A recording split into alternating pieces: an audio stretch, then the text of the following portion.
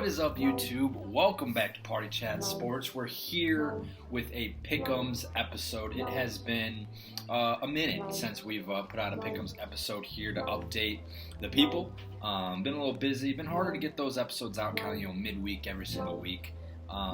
Just with kind of getting the picks in and things of that nature. So we're gonna update you today. A couple weeks since we've last done one here, a good handful of weeks.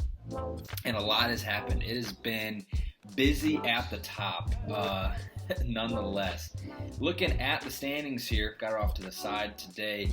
A three-way tie across the top there. Drew, Cade, and Gil just duking it out every week.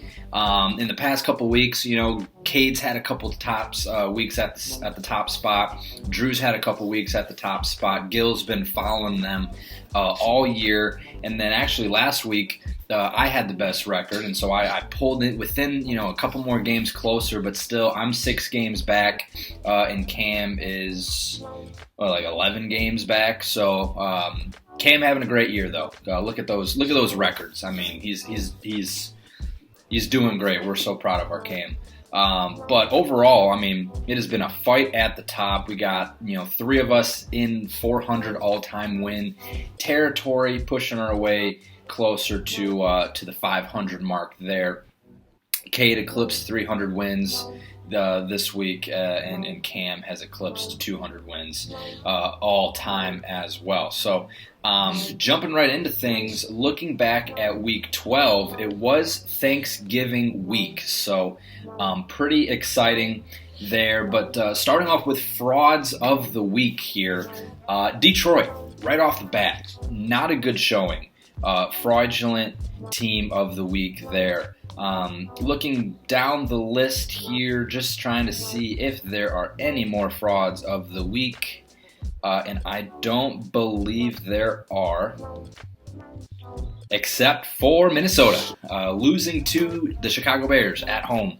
Dobbs throwing 4 picks. Cam was MIA as this game was unwinding. And he's been MIA a little bit on the Vikings season. Buckeye season also ended. He's in a little bit of a football turmoil thing going on here. So, just keep him in your thoughts. Just keep him in your thoughts. He's going through it right now. Let's see, any winners of the week? There was a winner of the week, Cam, picking the Giants to beat the Patriots. The rest of us picked the Patriots. That was just really a terrible game, nonetheless. So, is what it is. But there also was a loser of the week, and that was Cam, again, picking the Browns. So he was a winner and he was a loser. I don't know what that means mathematically. So without further ado, getting into week 13. So the Thursday night game already happened this past week. Dallas, finally beating a team with the winning record at the time. But as I think it stands now, Seattle's no longer a winning team. So does that still count as winning? I don't think so. They're a losing team now. So Dallas just beating up on some subpar opponents again, but they almost didn't. DK Metcalf was going crazy. Thank you for finally showing up, DK. Maybe we'll pop in a little, like a missing milk carton for DK here or something. I don't know, but he was gone for a long time. But he's back now, and he finally did something there. So everyone picked Dallas. They get the win there. All is well. Getting into the Sunday slate. First game, Chargers at New England, clean sweep. Everyone's going for the Chargers here. And yeah, New England is terrible. They're in a position to probably draft QB really early in this year's draft. Maybe the Drake May landing spot. To real New England guy, a lunch pail guy there. But the Chargers are dookie pretty much. I mean, just fire Brandon Staley. Dude is so bad. We've been saying this for years on Party Chat Sports, how bad Brandon Staley is. Game they should win, though. Game that doesn't really matter either. So, moving on. Detroit at New Orleans. Detroit, clean sweep again. The whole group going with Detroit. New Orleans here, also not good. NFC South. Detroit did not play well against Green Bay. They should play very well and destroy them. Just destroy the Saints.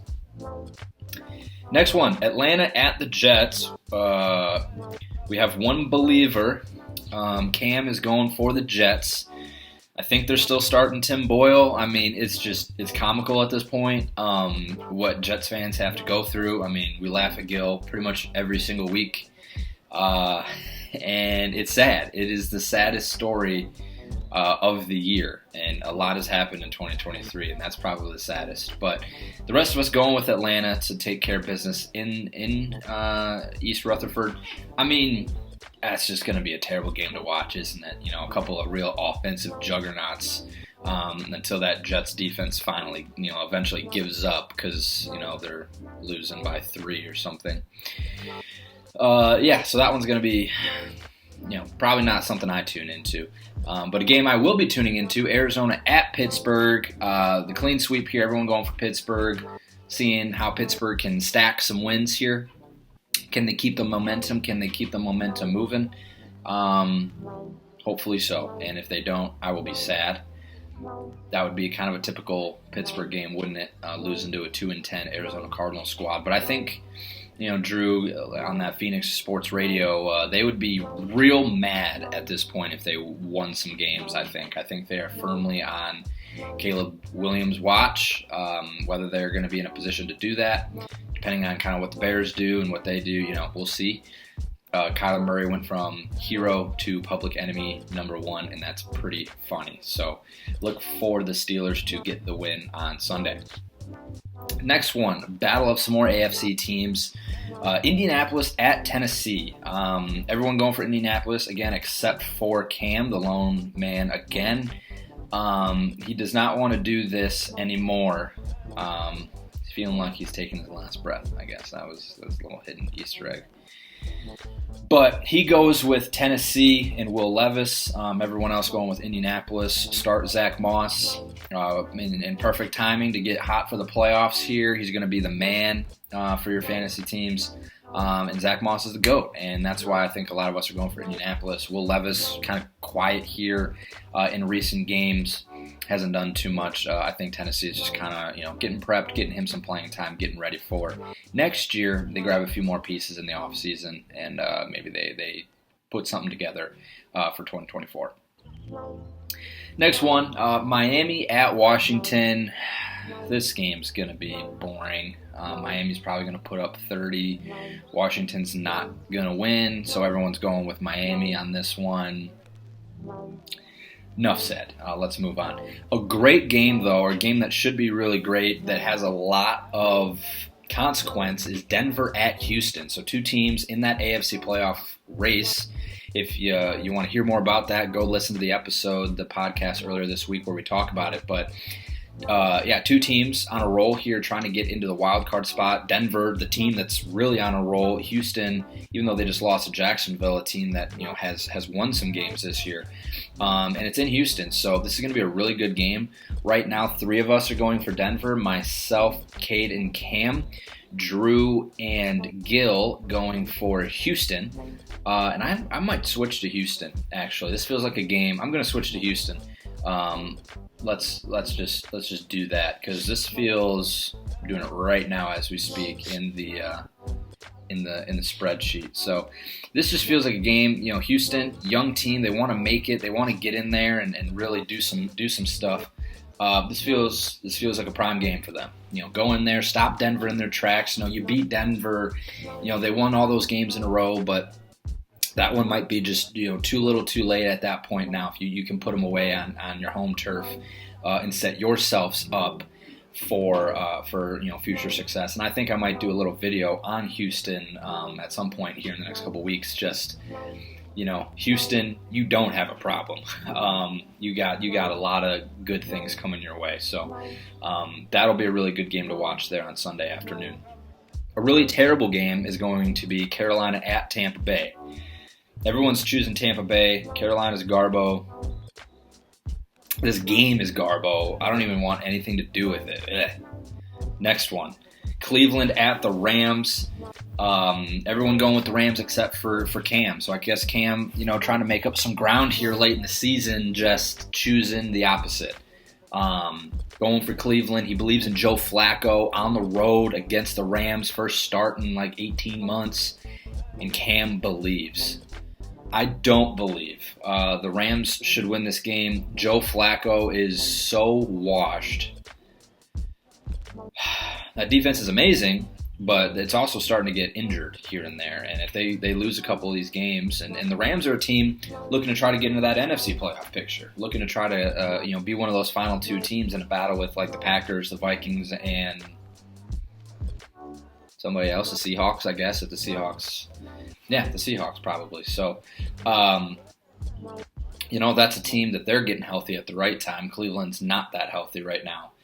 And you're starting Joe Flacco. I mean, what? Anyway.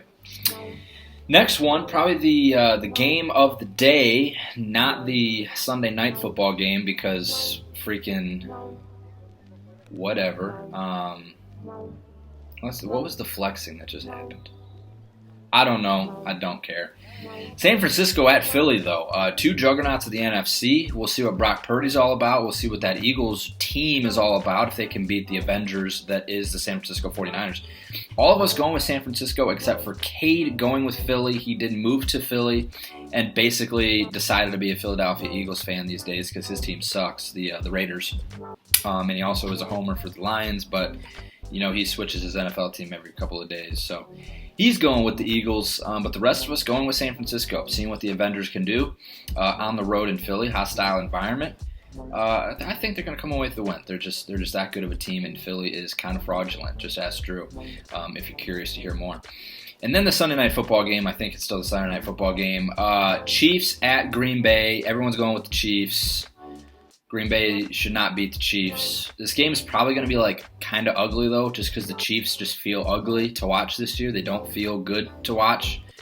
I don't think the Chiefs are gonna go to the Super Bowl this year. It's just not feeling like their year. But they should probably beat the Green Bay Packers on Sunday night. We'll see. And then Monday night, you got Jake Browning and the Cincinnati Bengals at the Jacksonville Jaguars. And Jacksonville, we're all going for Jacksonville. They're probably going to take that game. I think that's the times of I don't remember what got flexed, if that was this week or week 14. But anyway, there's your pick'ems. Week 12 little recap, week 13 review. Probably going to put this video up on Sunday. Maybe that'll get a little bit more traction there on the tube. And let us know in the comments down below who you're picking, what's your record this year. And chaos at the top. That is going to be the theme of this one. Three-way tie for first. Who is going to win the pick'ems for the 2023 season? Comment down below who you think is going to come out on top, and enjoy your football Sunday, everybody. Peace.